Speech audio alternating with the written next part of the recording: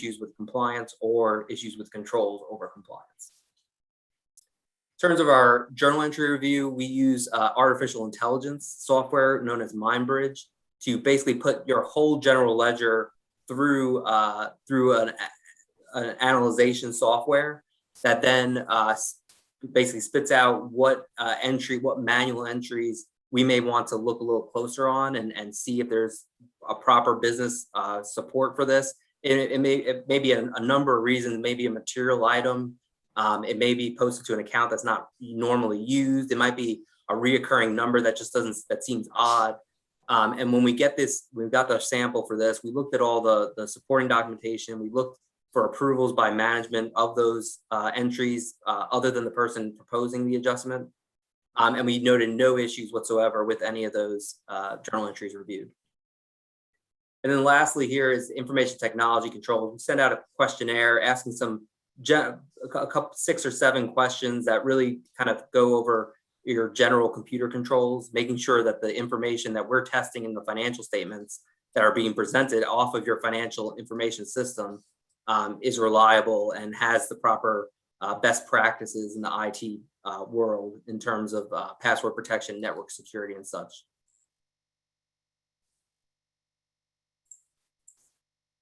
In terms of significant audit areas, a lot of this is kind of mimicking off of the significant transaction cycles I mentioned in the last slide.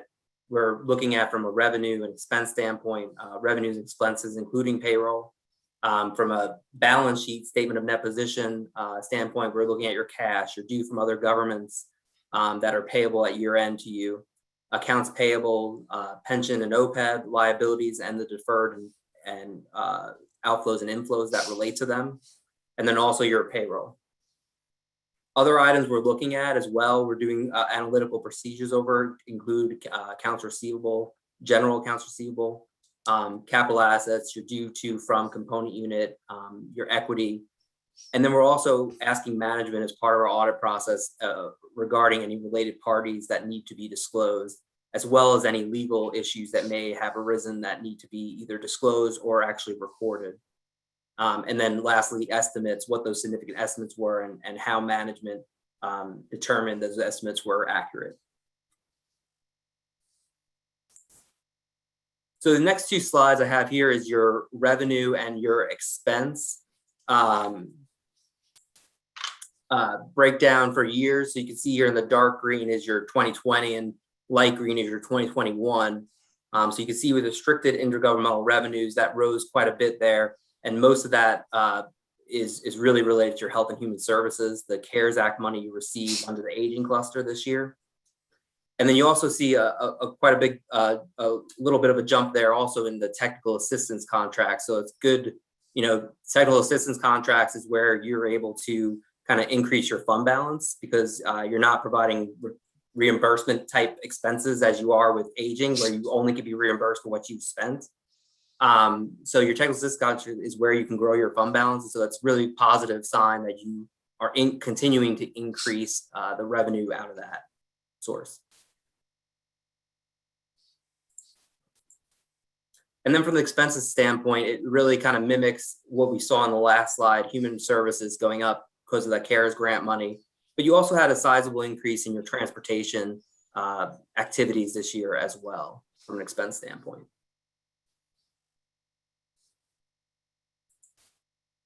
So going back to the LGC performance indicators that I mentioned earlier, these were every government unit is going through this year. It is a new thing. And for a lot of you that sit on cities and towns and counties, boards and councils, you're going to hear from your auditors about certain things like this, but not everyone's going to hear the same things. Obviously, cities and counties would have different performance measures as then a council of government would have. For the council of government, the only real big threshold that they gave was that you have to have a general fund minimum threshold of greater than 0, and you have 1.3 million in your general fund.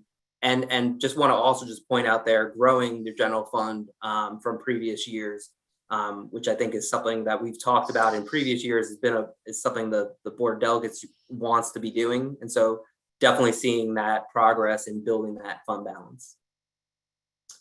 And then from an audit report standpoint, we would have to report if you had any submissions. If you didn't submit your financial statements within 5 months of fiscal year end, that's already has been done. It's been filed with the LGC at the end of October.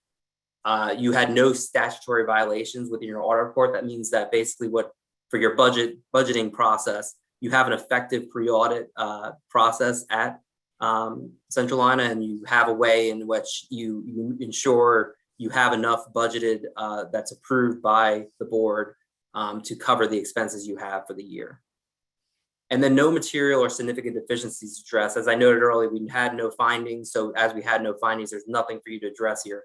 If you had any of these indicators as a negative result, you would have 60 days from my presentation to you all to submit a letter to the LGC and be signed by a majority of your board, explaining what went wrong or what you had to do. Here, you have nothing to report on. So at this point, you have nothing further to do with this information. So just to summarize, clean opinions overall, no adjusting journal entries or waived audit entries, good internal controls, no significant deficiencies or material weaknesses, and real full cooperation from management. Really want to thank Denise and her team for everything in terms of getting us the information we needed. We did this audit again remotely as we did last year. I think we're getting pretty good at this now, going into the second year of doing this, but look forward to being able to come out and seeing Denise again at some time in the future as well. But overall, very, very happy with everything that they were able to provide us with, get the audit done timely and before the October 31st deadline. So thank you. And I will open it up if anyone has any questions. Thank you, Mr. Gordy. Any questions for Mr. Gordy or Denise, our finance director? Any questions or comments? So, Mr. Gordy, to summarize this, it's a clean audit. Exactly. Just to summarize everything you said. Well, my hat's off to Denise and her staff. It's just a crackerjack financial department we have here at Centralina. And Denise, you've done a great job, you and the staff that you have. Mr. Gordy has a very, very good explanation, very thorough explanation. And I appreciate all that and all your time. Any questions for Mr. Gordy before we move on? Or Denise, while she's on the line? I would just like to take a moment to thank Dan for his services and the work he does. I really appreciate it and enjoy working with him and his team. And happy that we can give you a clean audit. Great. Thank you. Thank you for all your work, Denise. Thank you. Okay, if no questions, I may have a motion to approve the Centralina Regional Council financial statements, compliance report, and audit report for the fiscal year ending June 30th, 2021. So moved, Mr. Chair. William Morgan. Thank you, Mr. Morgan. A second? Second, Christine Poinsett. Our Mr. Hovis with the second. Now I'll ask the clerk to call the roll. As many as in favor of the motion will answer yes. Those opposed will answer no. Kelly Weston, call the roll, please. Bobby Compton, Yes. Larkin Eggleston, Yes. Bill Feather, Yes. Gene Halp,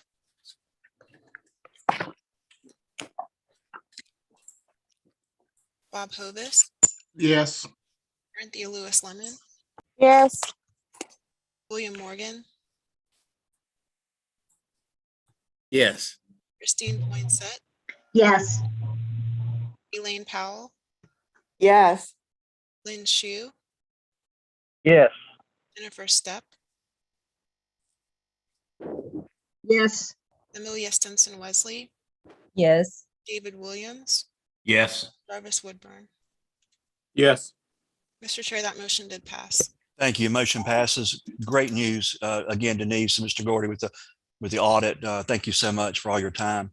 And Denise, you do have a great staff here at Centralina. So please give them this board's thank you to them for the hard work that they do in doing all the work here. And Mr. Morgan, as treasurer of Centralina board, thank you too for your input and your assistance with this. Thank you, Mr. Chair. Thank you. We'll move on to item 6, the COVID-19 Vaccine Outreach Project Focus Group. The project team would like to engage with the executive board on topics from a survey designed to identify the best ways to support and build on community vaccine efforts. I'd like to introduce Sarah Maloney from our aging department. Sarah. Thank you so much, and good evening, everybody. I just want to give a brief background and update about what we're doing with our CDC and at-home grant from the North Carolina Department of Health and Human Services.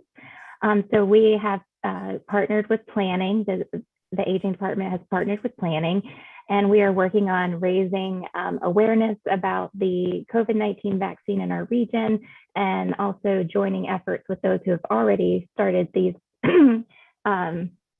started doing vaccine outreach in their community. We have worked to identify, and I'm sorry, Kelly, is there a PowerPoint? Let's see, maybe I need to share my screen. I'm sorry. Yeah, I'm sorry. I thought that Luke was going to share, but yeah, I've got it. I can pull it up. It's okay. I have it pulled up. Okay. Thank you, Kelly. Gives me my talking points. I appreciate it. What we've done, and you can go to the next slide. What we've done as with planning, we have worked to identify target areas within the region that have lower vaccination rates. As you can see on the map here, we have created an index versus a non-white population, because we are looking at focusing on Hispanic and Black populations at this point on increasing awareness about vaccines. And we also, the index is pretty cool because planning created, they took several variables and mixed them all together and created an index to help us really focus in and find those target areas in our 9 counties on where we should focus our efforts. So you can see the red areas are going to be the areas that have the lowest rate of vaccination, but have like the highest amount of people 60 and older. Maybe they're a higher poverty rate. There's lack of internet access. So there's a lot of different variables in there that we use to go into making these maps. I believe also in your packet, you have a few maps that show, vaccines and lack of transportation and lack of internet access. And that's something we really want to focus on, because a lot of places where you sign up to get vaccines is online. It's really something we want to look at.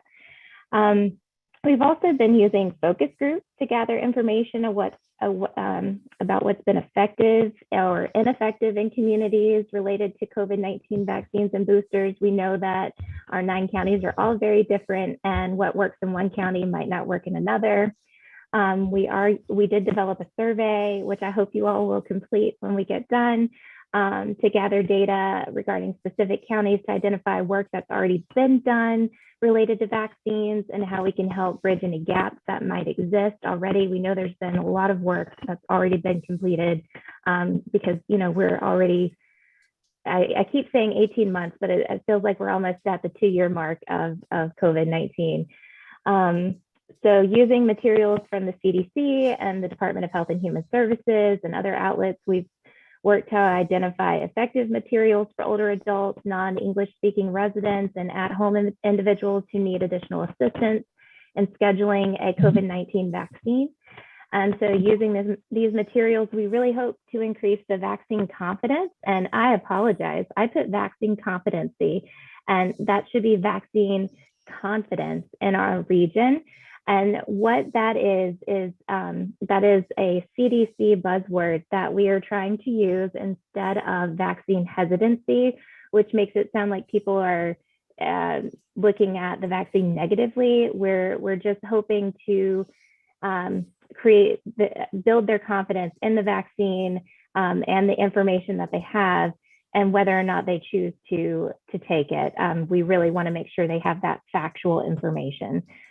So building that vaccine confidence in our region. So we are doing community outreach as well, targeting areas that we don't usually work in our usual provider network. We've targeted primarily Hispanic grocery stores. We are talking with the NAACP in Mecklenburg County. some very different areas to really get information out there to these populations that are showing lower rates of vaccination. So with that, I hope you will help us by answering a few questions with us tonight. We know there's already been so many efforts made related to COVID-19, and we want to thank all of you because I know you've all been working to address COVID-19 in your communities, but we're just here to help continue that effort. So I'm going to turn it over to Luke, who's going to lead us in a small focus group. So Luke, I'm going to hand it over to you.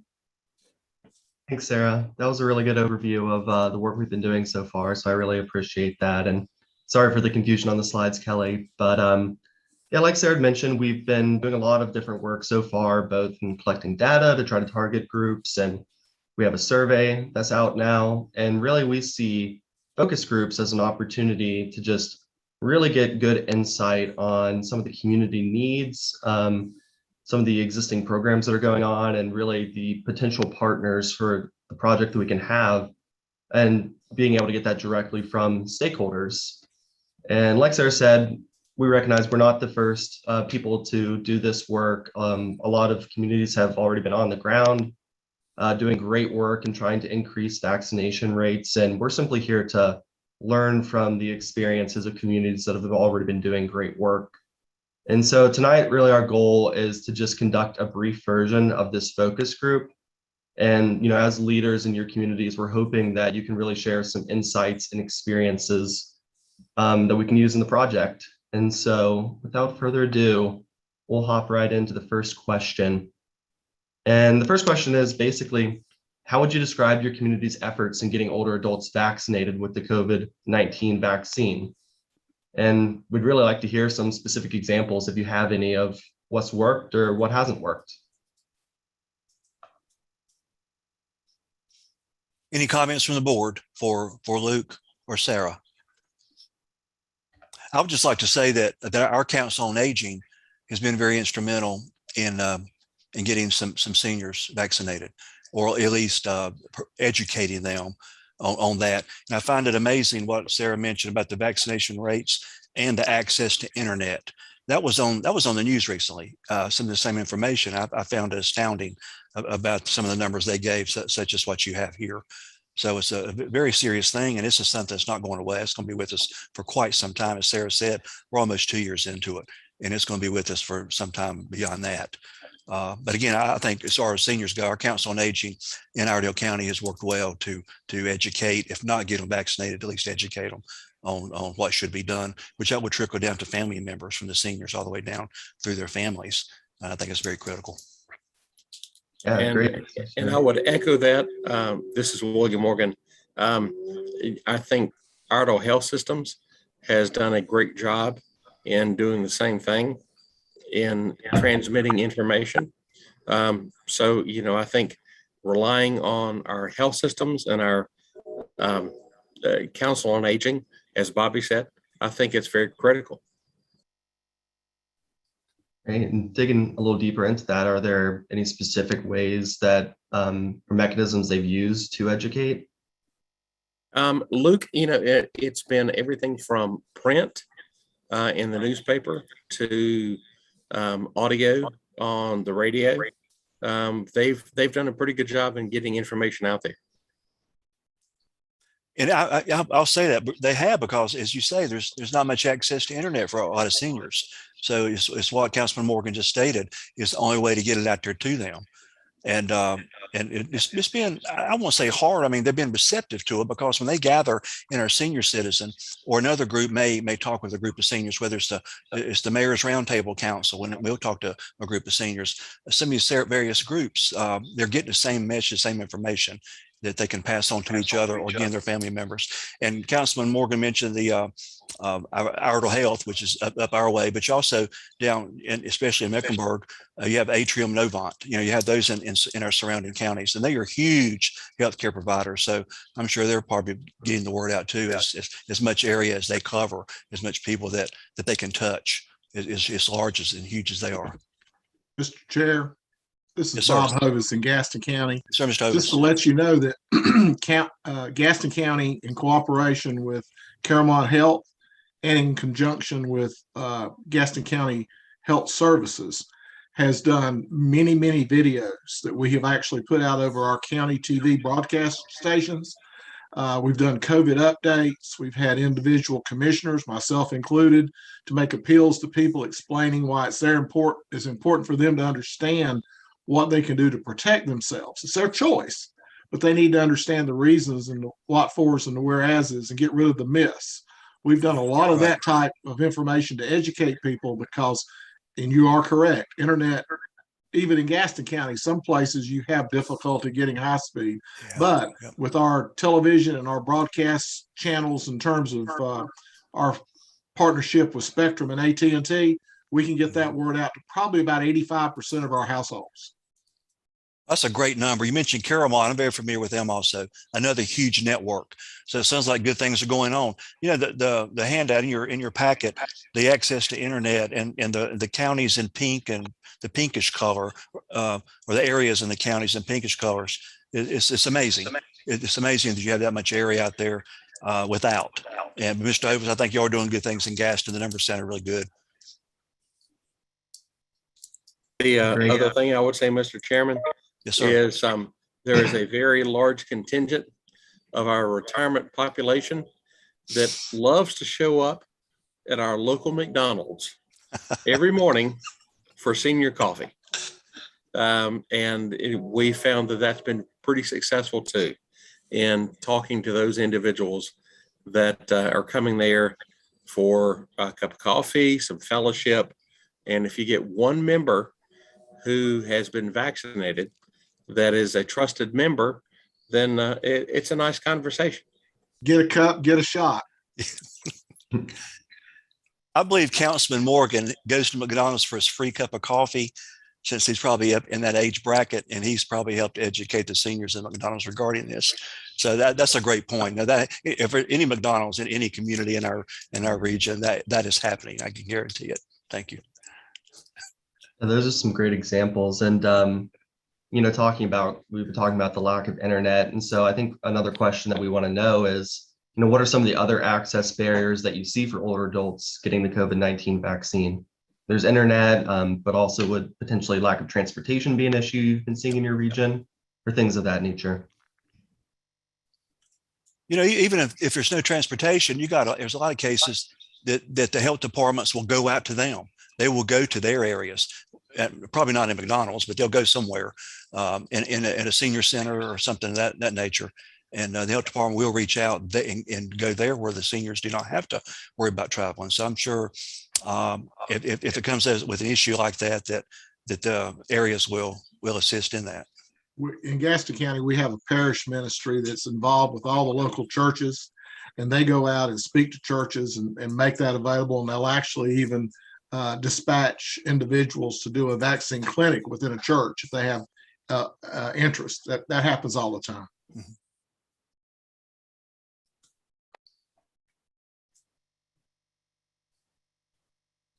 Those are some great examples. Are there any other issues that you've seen where it's been difficult for certain groups of older adults to get vaccines? I don't know a nice way to put this. I'll try to be as nice as I can with it, but I guess it's just stubbornness, hard-headedness, the way they were brought up.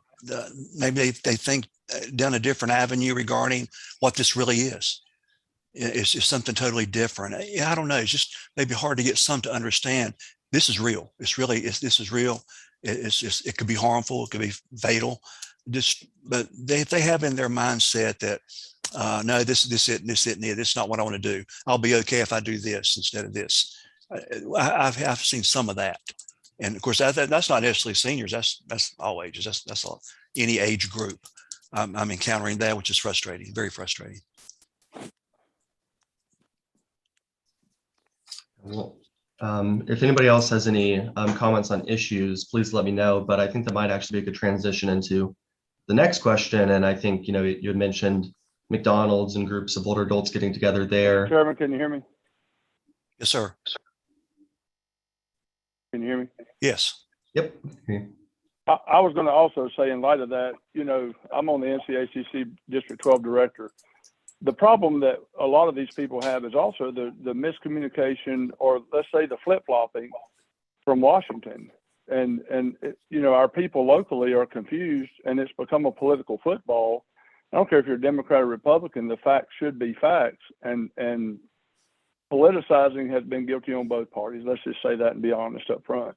But our citizens, particularly people that have pre-existing conditions and elderly people that are not accessing the internet, whatever TV channel they're watching, they think that's factual all the time. Unfortunately, that's not true. So I think, you know, the people that I talk to constituent-wise, and also in the political spectrum, the distrust out there from all of us elected officials, because it's become such a political football, depending on which side of the field you're on. And even our so-called experts from Raleigh to Washington have flip-flopped in some cases, a lot of cases, as to what they say the science is. And it's just very, very frustrating. So you can try all of these situations to try to get vaccinations, but I believe it's somebody's choice. But the problem is the distrust, more than anything, based on what I'm hearing from constituents, because I get calls every day as a commissioner, because they think we run the schools, and we don't. You know, they're elected bodies as all of us are, to whatever our roles are. But unfortunately, the polarized political atmosphere is hurt the whole situation. I don't care what side you're on. And I think if you're honest about it, you can agree both sides are guilty for the mistrust, and because people are just very frustrated that they can't just get a basic fact. That's a great point, Gene. And I think that really highlights the importance of local efforts. And with that in mind, just keeping time in mind as well, I'll leave you with one question that we can wrap up with. But, you know, keeping localities in mind, are there any potential partners or champions for a project that you would suggest from your community? And this could be formal partners or just, you know, people like faith, you know, faith-based groups or health advocates that you see in your community who are doing great work.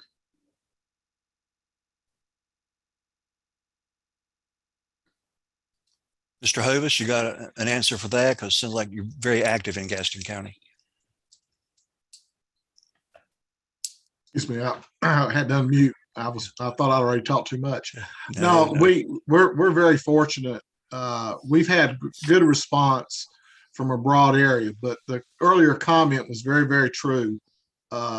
There's been so much disinformation. We had to counter that disinformation with a fact and fiction broadcast that we did every Tuesday for the last 8 weeks on our county broadcast network, because there's so much other information, and people have tried to read things in. They've heard something from Jimmy's told Billy, told Susie, and it's just morphed into something that's totally unfactual. And this is something this country's never seen before, or not in my 67 years have we seen something of a healthcare issue like that, like this. But at the same time, we are responsible for caring for ourselves. We are responsible for getting the knowledge and talking to our physicians and understanding what we can do to protect ourselves and our family. And it doesn't mean that I'm right and you're wrong. It's just, it is what it is, and get in there and become informed people. I mean, when you look at, we just had local municipal elections in Gaston County, and people are complaining because, you know, there weren't enough people voting. Voters aren't any different than people searching for health care. They're not informed. I can truly say the healthcare industry has done a wonderful job informing people over the last 18 months, 2 years, and giving them information. Now, how much of it sunk in is a different story, but I think we have to just keep being on message. We have to continue to do that. We had discussions at my county commissioner meeting last night about masks and social distancing in our county buildings. And we still have a mask policy. But if you're socially distanced, you don't have to have your mask on. Well, people have interpreted that different ways, and it's not. Social distance is just as well. You don't need a mask if you're 20 feet away from somebody. I mean, I don't think that's going to the spread's going to be there.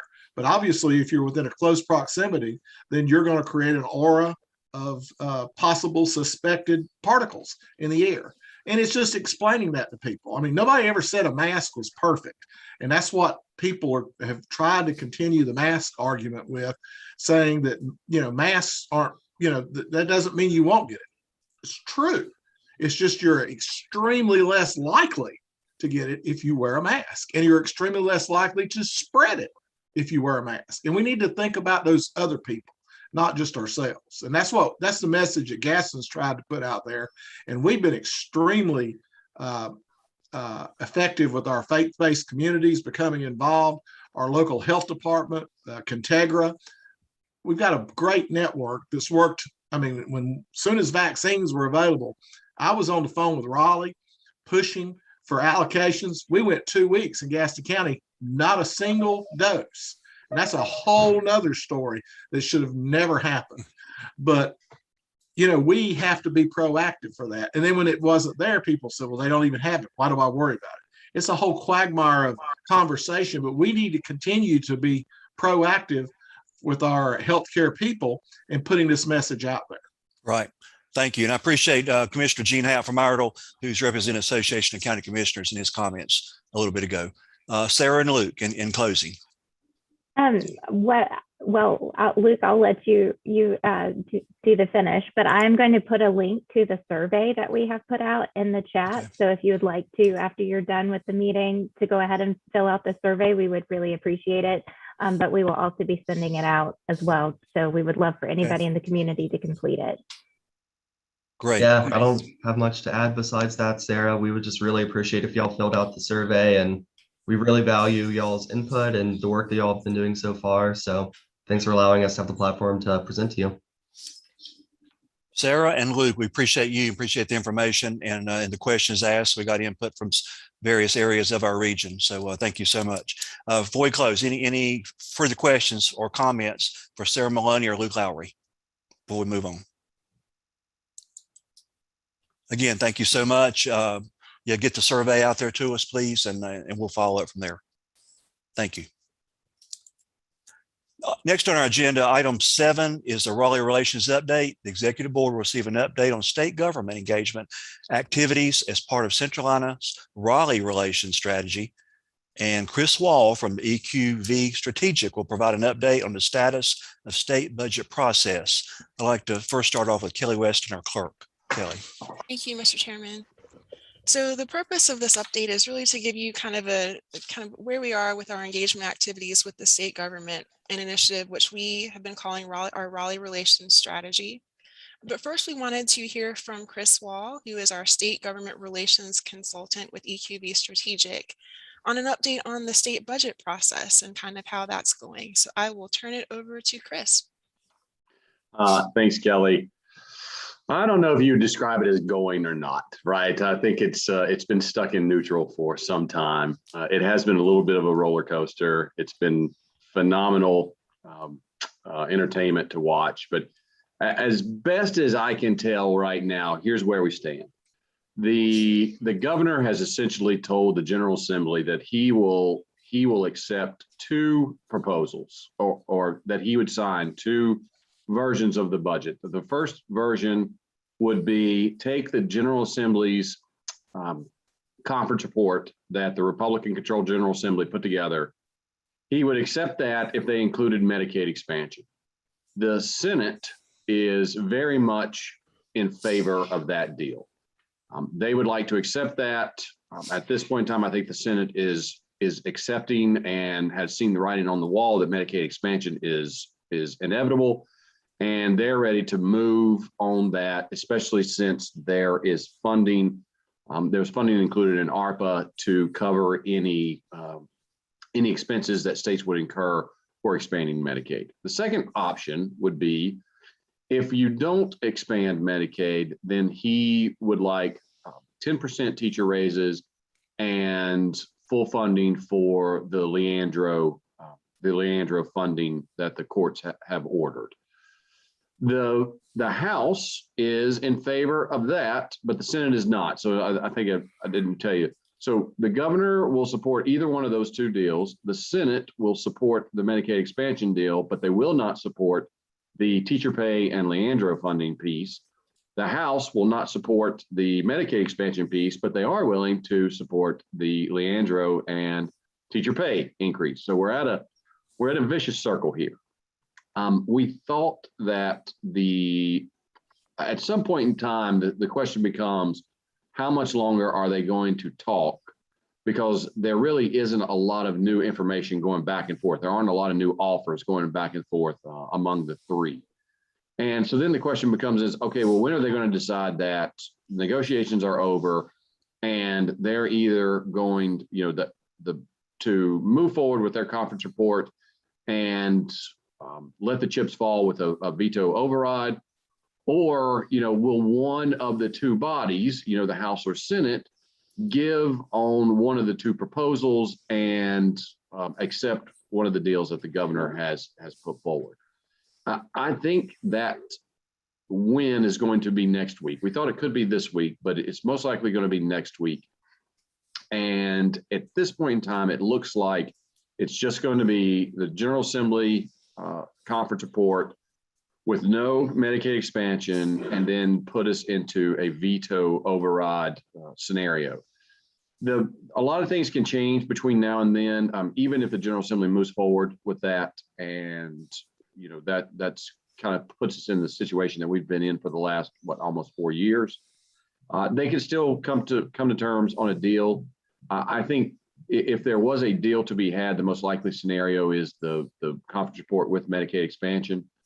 I think, with Senator Berger's support of that deal, and obviously having the governor in support of that maybe the speaker is working behind the scenes to get more of his caucus to a yes than currently are. But we'll see if that actually happens. And obviously, they just went through redistricting, and members are looking at their districts and how much they have changed and what impact that will have on where they stand on certain issues, especially Medicaid expansion. So hopefully we will have some sort of movement next week. I think it is a foregone conclusion at this point that they will have to come back after Thanksgiving, no matter what happens, and either move to an override position or work with the governor on a new proposal, or the third option would be to pass mini budgets. And obviously that's not a good outcome for any of us. We are hopeful that they will get a deal. There's some great funds in the conference report for the Council of Governments. There's disaster resiliency funding. There is pandemic assistance related funding. There are a few other projects that I know Centralina has been working on related to radar projects that we expect to be included in the conference report. And we're just really looking forward to getting those funds moving, plus all the other benefits that the budget will contain for local governments, including the 5.7 billion in ARPA funds for the non-entitlement localities that is currently in the budget. So that's where we stand right now. I think the one thing I would say that's I think what's most troubling right now is if they are going to move to a veto override, and they cannot override it, the Republicans cannot garner enough Democrats to come with them. There's not a real great plan as to what to do next. Especially I've been asked multiple times, well, if they can't get an agreement and they can't override the veto, what happens to those federal funds? And the question is, and the answer right now is, we don't know, right? There's not a lot of planning after this that we've been made aware of. So we're hopeful that they get some sort of resolution on the budget. There's some great stuff in it for us. There's some great stuff in it for obviously the areas that you guys represent, and we are doing everything to try and get that there. But it's unfortunately we're in the similar situation that we have been in the last 4 years. So Kelly, I'll turn it back over to you and answer any questions. Thanks, Chris. Before I move forward, I just wanted to pause, Mr. Chairman, and see if there were any questions for Chris related to the budget. Okay, thank you, Kelly. Thank you, Chris. Any questions for Chris Wall? You know, Chris, when you started speaking, I was getting excited. It sounded really very good, very positive. But the more you talked, the wind kind of went out of my sails there toward the end of this. Yeah, it's I've been on emotional highs and lows over the last 4 weeks. That it's been it's been interesting. Let me tell you. Yeah, I'm just here shaking my head, thinking status quo is what it sounds like. Usual, but I was pleased to hear the radar project study. You mentioned it's still out there, and that's something that that this region has been talking about for quite some time, and we want to keep that going. As long as we don't want that to die, we want to keep that in there. As far as Medicaid expansion, teacher pay, that comes, man, that stuff like that comes up, and it just seems like it goes nowhere, and that's very frustrating hearing this. But things that come out of this region, such as the radar project and some other stuff, we want to keep that going because that comes from our council of governments, our regional councils. And so things that come out of us, we want that. And I do like you helping to support the interests of the COG statewide. There's several of us, and we appreciate you being there and relaying this information to us and lobbying there in Raleigh for us and things we got going on. Any questions from or comments from the executive board for Mr. Christopher Wall? So, Mr. Chairman, just a couple of other points. As Chris mentioned, there were some items that made it into the budget for, of course, for the COGs across the state, but as well as for individual COGs. Specifically, there was an item for Western Piedmont Council of Governments related to trail development. And so one question that we wanted to pose to the executive board was to kind of get a temperature check or kind of gauge your interest in Centralina pursuing some direct appropriations in the future, similar to what Western Piedmont has done here. I will say that we'll be coming back to you in January or early next year to have a deeper dive, a deeper conversation on priorities, but that is something that we wanted to kind of put out there as an initial question or something to be thinking about. If that is a path that you would like us to take, we'd like to identify some priorities in a future discussion that the board would be interested in pursuing direct funding for.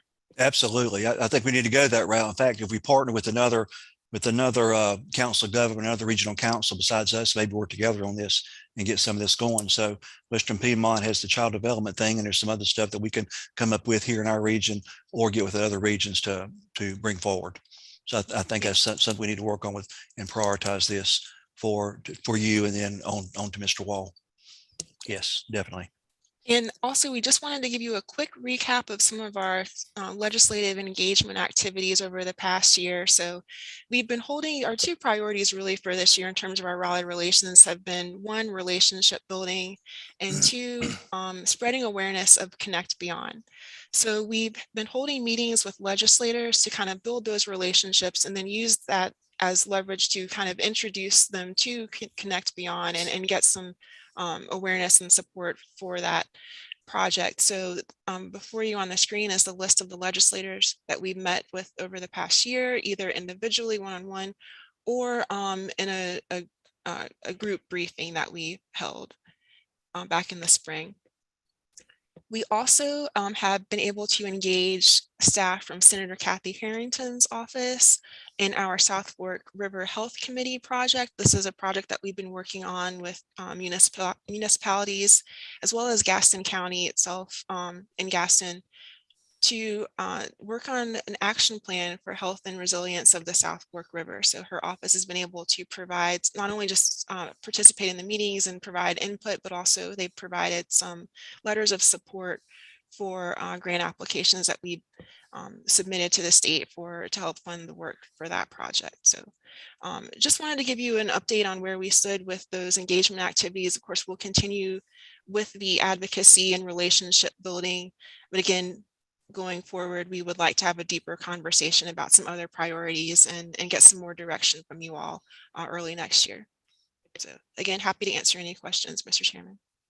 Thank you, Kelly, and thank you, Chris. Any questions for Kelly or Chris regarding this? I'm impressed with our 9-county region. You've talked to 11 legislatures plus Kathy Harrington, which is 12. So 12 of our legislatures within our 9-county regions. That's covering some ground. So that's good. Getting the word out. And I think this executive board will agree take a deeper dive into this and come up with something at a January meeting to get some priorities going for you.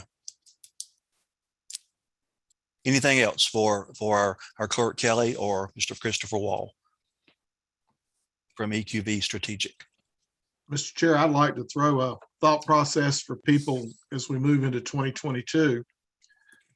If you look south of Gaston into York County, it's like you flip a switch. You're going from night into day because of the Pennies for Progress road funding effort that's been put together in York County. This was done at a local bill in South Carolina. Of course, North Carolina and South Carolina differ greatly in terms of road funding, but York County recognized that they needed to put money in the bank and push projects up on the list. They put in their Pennies for Progress program, and it passed by maybe a 1.5% majority when it went on the ballot the first time. In less than 2 years, that program was requested by the voters to be extended beyond its original 7-year sunset clause, to be extended for another 4 to 5 years. And it overwhelmingly passed by a 70% margin. That's an example of local funding being directed at local projects. The people who are impacted in that area recognize those dollars are staying in our area. We're not competing with Raleigh. We're not competing with Wake County. We're not competing with Haywood County. We're getting monies from our own. That's like, taking a 0.5 cent or 1 cent sales tax used to put into the Pennies for Progress program. We, in terms of North Carolina, need to look beyond the box that we're in and look at other avenues to direct funding for transportation needs. And I would be more than happy to sit with the steering committee if you'd like, and us put together some thoughts, go down, visit with York County, get the details, and Centralina take this on to help spur our legislators in Raleigh to recognize that it may not be broken, but it could be better. That's just a thought. Thank you, Commissioner Hovis. Well, that perhaps planted a seed for future meetings and future conversation, Kelly, as far as prioritization or things we need to look at in a couple of months from now as we proceed with this. Any other comments? We'll receive this as information. And so we appreciate Chris Wall being here and enlightening us on what's going on in Raleigh and talking on our behalf on some projects out of this region and other cogs in the state as to what's going on and helping us with that. And thank you, Kelly Weston, for your input. Before we move on, any further questions or any comments, Mr. Wall or Kelly Weston? I'm good. Thanks for your time this evening. Thank you, Chris. Appreciate you joining us. Thank you. Look forward to seeing you again. Thank you. We'll move on to item 8. Instead of state relations, we'll go to federal relations. Leslie Mazingo, our old friend from Strategic Consulting, present a draft of Centralina's 2022 Federal Action Plan for the Executive Board's review. So this will be with our Executive Director, Geraldine Gardner, and Leslie Mazingo. Ladies. Thank you. I don't know, Geraldine, did you want to start or you want me to jump in?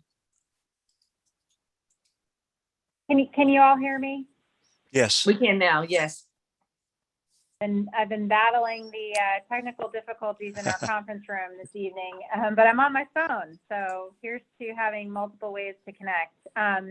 No, I appreciate those comments from Commissioner Hovis. I think that dovetails nicely with some of the follow-up activities that we have for Connect Beyond implementation, and certainly dovetails with the information coming out of Washington about our bipartisan Infrastructure Investment and Jobs Act. So we're excited to talk to you tonight about some additions to the federal action plan. As you all know, we work with Leslie on an annual basis to put together a set of strategic advocacy items that we can continue to speak with our congressional delegation about and build those relationships. It's been a work in progress, but one that's borne a lot of fruit over the last year or so. So I'm going to turn it over to Leslie to walk you through some of the changes that we're proposing, and be happy to get any feedback from you as we look to finalize this and bring it back before you for approval in January. Leslie? Thanks, Geraldine. I want to mention to y'all, the performance report, as you know, was in the consent agenda, but I do want to highlight, we had a great meeting with Representative Virginia Fox. Thank you to Councilmember Stepp for coming, as well as Mayor Pro Tem McAdenville, Mayor Pro Tem Jay McCosh. And we also had Senator Tillis's Deputy Chief of Staff specifically call out and say, I'm going to be in the area. I want to come see Centralina. That's the kind of things we want. For them to remember us and to reach out to us when they're in the area. And so those were two great meetings we had, and as always, happy to answer questions on that. Put them in the chat or email me or call me if you have questions about the performance report. As you know, annually, we go through a process of updating the federal action plan. And so at the end of a Congress, we do a complete revamp because we have to look at, changes in leadership, changes in issues and platform issues in between first and second session of the existing Congress. We do a modification to address things that have been taken care of and add anything new. Again, this is not something that you have to quickly read tonight. You will have an opportunity to review and provide input and come back. Just to highlight for you where the main changes have occurred. In the first section, the coronavirus, we updated that to to reflect that the ARPA local relief funding we were able to secure that. Now it's a matter of continuing to follow up on additional flexibility there. Most of the appropriations work has not really been touched. That's the same as before, just some updates to the year and to the titles, changing build to raise to reflect current names of grants that we're interested in. With the infrastructure, Infrastructure Investment Jobs Act that passed on Friday night, we were able to update Section 4 to reflect, that the surface transportation bill is passed, but now we really need help in terms of the Connect Beyond Regional Mobility Plan. So we've updated that. And then the biggest item really in terms of changes is number 6. We added a section to reflect the need for the reauthorization of the Economic Development Administration. And as you all know, we've got a very large, exciting grant pending. EDA is a primary source of funding that Centralina can pursue and often does. And so we want to make sure that we help do our part and weigh in on the reauthorization and the need to continue to fund that agency at the highest level. So I want to pause there to see if anybody has any questions or comments. And again, this is for review so that you have time for input before we bring it back for final discussion. And time permitting, Geraldine can let me know if I've got enough. After that, I'd like to quickly talk to you about some of these bills that have passed and what's still on the table that we're trying to get support for. But we'll stop here about the federal action plan. Any questions?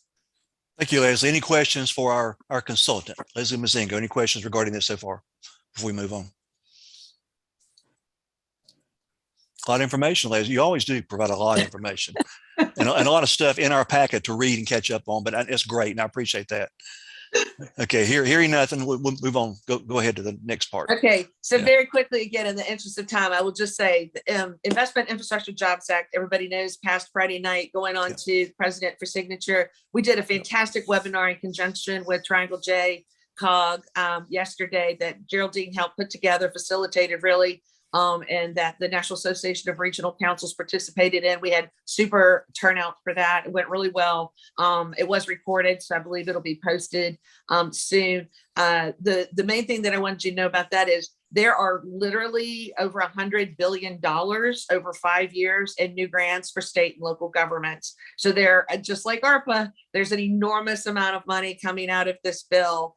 I'm working on a document that should be done by the end of the week, hopefully posted next week for you all, that dissects the bill into where these funding programs are.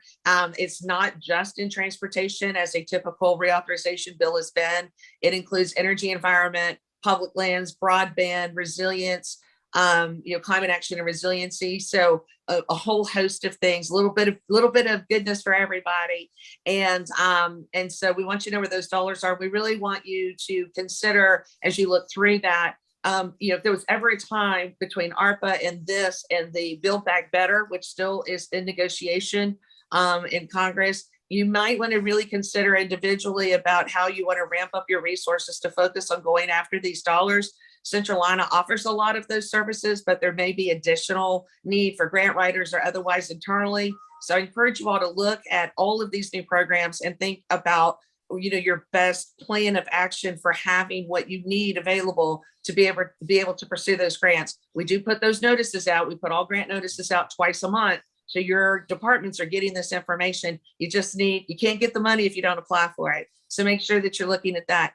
The Build Back Better plan, which is the social infrastructure, is still under negotiation. So I don't want that to be confused with the infrastructure, that bill that just passed. We've still got another round, again, in the neighborhood of $1.2 trillion for social programs. That would also be a combination of formula and block grants as well as competitive grants. We'll continue to track that and keep you updated as it goes through. And then finally, we're also still looking at HR 5735. It has a very long title. Let's just call it the flexibility bill. That is a bill that has passed the Senate bipartisan with under unanimous consent. It's now got a comparable bill in the House. And what that would do is allow an enormous amount of flexibility. $10 million could go for anything that would be considered revenue replacement, general provisions, without having to calculate revenue provisions. So that's enormous flexibility. Another 10 million or up to 30% of your allocation could go towards projects, capital projects in the realm of transportation, infrastructure, and CDBG types of projects. And that includes those programs that were just passed under the IIJA on Friday. It also allows for all allocation of ARPA money to go for emergency relief. So it provides an incredible amount of flexibility. We only have one co-sponsor from the state of North Carolina. We're working to get more. Geraldine and I are going to be working on a message to the legislative directors to ask them to sign on to that bill. But I want to make you aware of it. And if you see your members of Congress, tell them about it, tell them how important it is, and encourage them to sign on. And that's all I have for tonight. Happy to answer questions. Thank you, Leslie. Any questions for Leslie Mazingo from Strategic Consulting? Leslie, I want to tell you something. If we didn't have anything else on the agenda, you could fill up this whole thing with all the information that you provide for us. I was looking at the federal action plan that you zoomed through. If everybody hasn't had a chance to read it in their packet when you got the agenda, please look over it, and you can call Centralina if you have any questions, or get in touch with Leslie yourself. It's like 3 or 4 pages in your packet regarding the federal action plan, plus what she just informed us with here. So, God, tons of information. Any questions for either Geraldine or Leslie regarding the federal action plan discussion? I mean, Mr. wow. Chairman, I just want to highlight that Kelly put the link in the chat to the YouTube page. It's on our public-facing YouTube Centralina site for yesterday's infrastructure webinar. So please grab that link and forward it on. We're going to be doing a lot of programming around this really important bill. That's a really easy first start. I was really proud that we were one of the first organizations to offer information in a webinar format on this really important bill. Our timing was lucky, but we're excited to share the information with our communities. Great. Centralina comes through again. That's great. And of course, Leslie mentioned grants and programs that are offered. And yes, we do see that, Leslie. I know my folks do. So that this, again, there's money out there, but you won't get it unless you try for it. That's great. Great information and great news. Again, we receive that as information. Before we move on, any further comments or questions for Leslie Mazingo from Strategic Consulting? She could talk all night if you let her. She has that much information to share with you. You can always email her. And I like to talk that much. So be careful what you wish for. Yeah, I know you do. And that's why I'm opening the floor for you. I mean, it's yours. If anybody else wants to talk to you, it's great. Anything for Geraldine Gardner? You know, she mentioned some things. Our executive director here at Centralina, working hard also, and we appreciate everything that's done. No further comments. We'll receive as information and move on. Leslie, again, thank you so much. See you next time. All right. We'll now move on to item 9, Centralina office lease approval. Okay, this is something that we've been working on, or Centralina's been working on for several months. The executive board is asked to approve the lease for office space located at 10735 David Taylor Drive, Resource Square 4. Geraldine Garner, turn over to you, please. Thank you, Mr. Chairman. So just a couple of points. I know it's a very long document that we sent to you. It's over 90 pages worth of fun, legal, real estate language. But I just want to hit some of the highlights for you. So since the executive board took action to approve the recommendation to move our office to this new location, we've been working with our brokers at Cushman & Wakefield and also our outside counsel, Jack Centralina at Shoemaker, to review the lease, to review and negotiate the terms of that lease with the landlord at the new location. Kelly, you can go to the next slide. So just a couple of points of overview. The general terms and conditions of the lease, the kind of the bulk of the document is in the first 30 pages, and the remainder are a series of exhibits that you see listed here. The two that I'll call your attention to, Exhibit C. If you'll remember, part of the reason why this new lease arrangement was financially feasible for Centralina was because the landlord is making some improvements in the space to our specifications. So Exhibit C outlines the scope of work for that upfit and construction of the leasable area. And we just this evening finalized negotiations on that. That was one of the outstanding items that was resolved right before the meeting. So we're excited to be able to present to you a clean lease for approval this evening. The other exhibit that I'll draw your attention to, it seems small, but here it's a big deal. Exhibit C, the cleaning terms. As some of you may know, we pay out of pocket for cleaning services here at our current location. So Exhibit C of the lease outlines the full scope of cleaning services that are included as part of our lease. So that's one less cost that we have to bear on our own, and some pretty extensive cleaning services that are an upgrade from what we currently have at our current facility, which is great. Small thing, but an important detail. You can go on to the next slide, Kelly. In terms of the overall lease terms and conditions, I'll emphasize here that the lease is consistent with the negotiated letter of intent, which is what you all had approved at the September meeting. That covers things such as the base rent, the annual escalations, the renewal terms, et cetera. So nothing is inconsistent with what you have already approved. We have just codified this in the lease document. Another detail to draw your attention to in Section 4 is the security deposit. That's $34,239.35. So that is payable to the landlord upon our occupancy of the space. This is below the board approval threshold, but I'm just calling your attention to it now because it is a significant amount of money, and but that is part of the lease.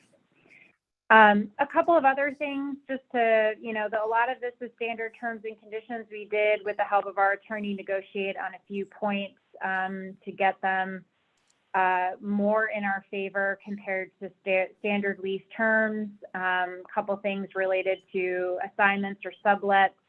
This gives us some flexibility if for some reason in the future Centralina had some financial difficulties and we didn't need to use all of the space. We are allowed to assign or sublet it to another organization or entity. It is subject to approval, but having that flexibility is in our interest, and the landlord was able to accommodate that should we need it. We also have the right of first refusal for the adjacent areas. If you remember on the floor plan, there's about 2,500 square feet immediately next to our office space. That could be an expansion area if we needed it. So we do have the right of first refusal for that as well. And I already mentioned Exhibit C and Exhibit G as being in our favor as well. So I think that's all I'll highlight. I'd be happy to answer any questions. I know the version of the lease that we put in the agenda packet was still the markup copy. I'm happy to, I can pull up or Kelly can pull up in the screen and share the final version. It has been legally approved. I got that sign off from our attorneys yesterday evening. So they are in agreement and endorsement regarding the lease terms. But please let me know if you have any specific questions about the draft in front of you or any other questions that may have come up in your review. Thank you. Any questions for our executive director regarding the lease agreement? And it's pretty extensive. I hope when this packet was sent out to you, you had time to review it. During our agenda briefing with the executive director and our clerk, I did question some things regarding legal, but all that's been taken care of and the legal has signed off on it. And then I think our executive director has explained some key points on it, especially the time sensitivity. The timely lease execution is critical to the construction timeline of the new office space and Centralina's ability to vacate this 9815 David Taylor Drive by March 31st. And then as our executive director stated, financial terms outlined in the lease are consistent with what this board, the executive board, approved on September the 8th. So any questions or comments for Geraldine Gardner regarding the lease approval? Hearing none. Well, may I have a motion to approve the lease agreement between Centralina Regional Council and CRS Office Center, Roman numeral 4 LLC as proposed? Motion to approve this action. Commissioner Hovis has made a I second it. second. Did you get that, Kelly? You got it. Okay. We have a motion and a second. I'll now ask the clerk to call the roll. As many as in favor to approves, answer yes. Those opposed, answer no. Kelly. Bobby Compton, Yes. Larkin Eggleston, Bill Feather, Yes. Gene Halp, Yes. Yes. Bob Hovis, Yes. Corinthia Lewis Lemon, Yes. William Morgan,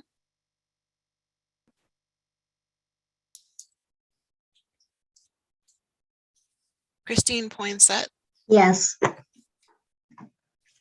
Elaine Powell, Yes. Lynn Shu, Yes. Jennifer Stepp, Yes. Yes. Amelia Stinson Wesley, Yes. David Williams, Yes. Jarvis Woodburn. Yes. Mr. Chair, that motion did pass. Motion passes. Congratulations, our executive director and her staff. It's a lot of work, a lot of time, and you'll be moving come spring. So thank you, Kelly Westing, Geraldine Gardner, and everyone. Any questions before I move on? That was a big step. Thank you to everyone. It's been a lot of work. We'll now move on to item 10, the nominating committee forecast. Staff will provide an overview of the nominating committee, which will identify the 2022 slate of nominees, offices of chair, vice chair, secretary, and treasurer. Our clerk, Kelly Weston, will explain that. Kelly. Thank you, Mr. Chairman. So it is that time of year again where we are looking ahead to officer elections for the upcoming year. So per our bylaws, the executive board is required to form a 3-person nominating committee to identify the slate of officers, as the chairman just noted, for chair, vice chair, secretary, and treasurer. So we would like to form this committee before the end of December to allow enough time for the committee to convene in advance of the January 12th executive board meeting, where they will present their suggested slate. And that can be via conference call, via Zoom. It can be a virtual convening of that committee. And then the Board of Delegates will vote on the slate of nominees at the annual meeting on February 9th. If you are interested in serving on the committee, please let me know. The time commitment is minimal, but it is an important role. And so we've listed there on the screen the members of the 2021 nominating committee, the last nominating committee, and that was Mayor Pro Tem Dolores Chambers, Councilmember Corinthia Lewis Lemon, and Mayor Pro Tem Martha Sue Hall, who was with us last year. So, Mr. Chairman, I'm happy to answer any questions anyone may have about the committee. Thank you, Kelly. Any questions for Kelly Weston regarding the nominating committee? If she doesn't hear anything from anyone tonight, please let her know. Please get with her and she'll coordinate it from there. All she needs are 3 people. And I've served on this many times in the past, and it doesn't take long to come up with something with names. So hearing none, just please get with Kelly as soon as possible. So whoever the 3 are, get together and meet, as she stated, by a phone call or Zoom, whatever it's going to take, and she can get the other information out. Kelly, thank you. I'm sure some will be in touch with you. We were to see that as information. So again, those interested, please get in touch with Kelly Weston. We're just a few minutes ahead of schedule, so I'll move on to item 11. And I'm glad I'm going to talk about someone here because he's with us, and that would be Mayor Bill Feather. I have a resolution honoring outstanding public service to Mayor Bill Feather. I'd like to read. Whereas Bill Feather has dutifully served on the Centralina Regional Council, Board of Delegates, and Executive Board for a number of years, previously leading the board as its chairman and treasurer and championing many of the organization's projects and initiatives, including Connect Our Future, Connect Beyond Regional Mobility Plan. And whereas Bill Feather, through 8 years of exemplary leadership, has served the town of Granite Quarry as mayor since 2013, previously serving on the town's Board of Aldermen beginning in 2003. And whereas during his tenure as mayor, Bill Feather has led the Board of Aldermen in promoting Granite Quarry's downtown master plan, attracting new businesses, bringing commercial and residential development projects to the town, including Granite Industrial Park and the Village at Granite. Now, therefore, be it resolved on his 10th day of November 2021, Bill Feather is deemed by the officers and the Board of Centralina Regional Council as a remarkable example of dedication to public service and commitment to North Carolina local government. Signed, myself and Geraldine Garner, Executive Director. Bill Feather, I thank you so much. It's a pleasure knowing you during this time. I did keep up with the election. I noticed you did not run for re-election. We have a new mayor in Granite Quarry, so not even living there, not even in Rowan County, but thank you for your service of many, many years, dating back to 2003, and thank you for your service here at Centralina Regional Council and all the years you put in. Bill Feather, I really appreciate it. Thank you. You've been a good, loyal person, a good friend. Thank you very much. We're going to miss you. We're going to miss your face. It's time. Yeah, I understand. I appreciate it. Thank you very much. I'm Yeah. going to miss everybody. I really am. You're a good man. Good man. Thank you so much. And I have one more resolution honoring outstanding public service to Troy Selberg. Whereas Troy Selberg has dutifully served on the Centralina Regional Council Board of Delegates and Executive Board for 2 years, championing many of the organization's initiatives and contributing his insights and creative approaches to problem solving to Centralina Strategic Plan Subcommittee. Whereas Troy Selberg, through 4 years of exemplary leadership as a council member on Harrisburg Town Council, strongly supports and gives great voice to issues in which he believes and has advocated for the most pressing public policy priorities identified by the town of Harrisburg and the Centralina region. And whereas Troy Selberg's history of dedicated public service also includes previously serving on both the town of Harrisburg's Planning and Zoning Advisory Board and the Art Walk Committee, and co-founding the town's Arts, Culture, and Heritage Committee. Now, therefore, be it resolved on this 10th day of November 2021, Troy Selberg is deemed by the officers and Board of Centralina Regional Council as a remarkable example of dedication to public service and commitment to North Carolina local government. Troy Selberg, we too will miss you. I don't think Troy's with us, is he, Kelly? Is he with us? No, he's not. But I'll just go ahead and talk about him anyway. We'll miss him. He was he spoke out a lot on issues. We heard from him. I think I met him one time in person, perhaps, but I heard his voice a lot. I saw him on the screen. So he was very active in what Centralina did, and we appreciate that. And that's what it takes. So, Troy, I think town Harrisburg's going to miss you, and Mayor Feather, you're going to be missed in your town also. Okay, now it's time for. Yes, Thank you. Bill, that was a thank you being issued to you. Thank you very much. I appreciate it. I'm glad you joined us, Bill, for your last meeting. Appreciate it. Since we're on a schedule here, comments from the executive board and Centralina staff. So anybody, any board member with us tonight would like to make a comment or have a question, or anybody on Centralina staff that's still with us, now's your time. Love to hear from you.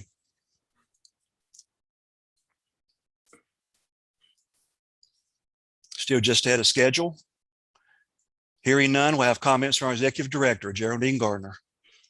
Thank you, Mr. Chairman. Just a few items to close out from my side this evening. So I also just wanted to recognize Denise and our finance team for their tremendous efforts and making sure that we're able to deliver to you all tonight a clean audit. I think it's given the rise in federal funding in particular to our aging department over the last year. I also want to recognize Linda and her team for just an outstanding job with their grants management, compliance, monitoring, and reporting for an additional burden of those dollars that we received for all the good work that they did in the community. It was also a lot of administrative responsibility that they all handled beautifully. So I just wanted to express my appreciation for both of those teams and our entire staff for being good stewards of our public resources.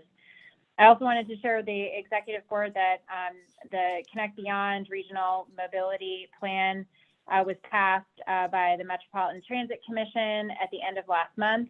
I want to thank you, Mr. Chairman, for attending that meeting and conveying comments on behalf of the board in support of their adoption of this document.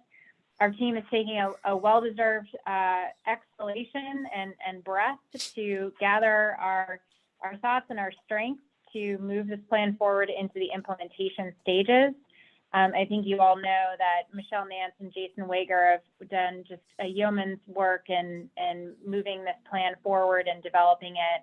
And I'm really excited to be working with them and to be working with all of our counties as we move this forward to implementation, including engaging with our lawmakers in Raleigh, speaking with one voice as a region, and connecting with our congressional delegation. That leads me to my final point, that it is our last meeting of the calendar year, but as our executive board, you have one more meeting in January under your service to Centralina for this year. It is going to be a very important meeting, so I hope to see you all back here with us virtually in January. Not only will we be talking about the two advocacy agendas that we previewed for you tonight, but we will be having an important conversation about our next 3-year strategic plan. Mr. Chairman, I think you have some closing remarks about our regional dialogues project and process. So I just encourage everyone to participate in the survey and to consider giving Centralina a little bit of more of your time to participate in our focus group discussions. And I think you have some details on that, Mr. Chairman. So I'll give it back to you to share those and close us out. Thank you all. And I hope everyone has a great holiday, because we won't be talking, but wonderful holiday and a very wonderful Thanksgiving coming up. Thank you. Thank you, Geraldine. Appreciate the comments. Thank you. And I'll close just briefly, got some comments here. As I stated, our next executive board meeting will be held on Wednesday, January the 12th at 5 o'clock. And that too will be virtual. Be on the lookout for the full schedule of the 2022 executive board and board of delegate meetings, which Kelly will send out later this month. The meetings will be held via Zoom until May, when we resume in-person meetings with a virtual attendance option. So it will be virtual until May. Then we'll see how it works with the in-person and the virtual. The regional dialogue series that Geraldine spoke of, the regional dialogue series survey and focus group. If you have not yet completed the regional dialogue series survey, please take a few minutes to do so between now and November the 30th. Kelly's placed on the survey link in the Zoom chat, and we'll include it in the meeting follow-up email. Your input will help set regional goals and define the organization's role in implementing these goals over the next 3 years. Input gathered through the survey will also inform the region's next comprehensive economic development strategy. Centralina is also offering a 1-hour virtual focus group session this month to engage in conversation with our partners and stakeholders. There is a session scheduled for this Friday, November 12th at 10 a.m. Again, this Friday, November 12th at 10 a.m. And Kelly has included the registration link for these sessions in the Zoom chat, or you can let her know if you're interested in attending and she will email you the link. From our Charlotte Aviation Academy, the applications are due Friday, November 12th. Only a couple of days left for that. The Academy is open to community members and public and private sector leaders from across the region.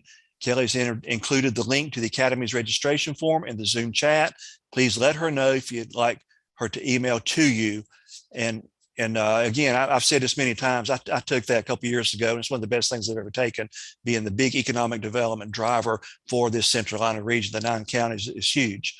The Aviation Academy is really something you need to attend to learn how all this works and to help your area. The Regional Resilience Collaborative Workshop will be Tuesday, November 16th from 10 until 12. Centralina will host a virtual workshop as part of the Regional Resilience Collaborative Project. The workshop will examine the use of interactive GIS equity recovery planning tool to assist identifying next steps needed for local, equitable, and resilient long-term recovery planning. Emergency management leaders, along with local and elected officials, nonprofits, businesses, and stakeholders, work together to build upon the Local Leader Disaster Recovery Coordination Guide. Kelly has put the registration link in the Zoom chat.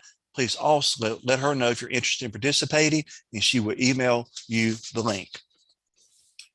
So finally, we've reached the end of our agenda. Please keep in mind too, Sarah Maloney and Luke Lowry, they have a link in a survey from the COVID-19 outreach. And again, this is the last meeting for 2021. And I want to thank everyone from our largest area, from Councilman Eggleston's in Charlotte, all the way down to Mayor Feather and Granite Quarry and everybody in between. It's been a pleasure serving you this year. And we've reached the end of our agenda with no further business. I declare the meeting adjourned.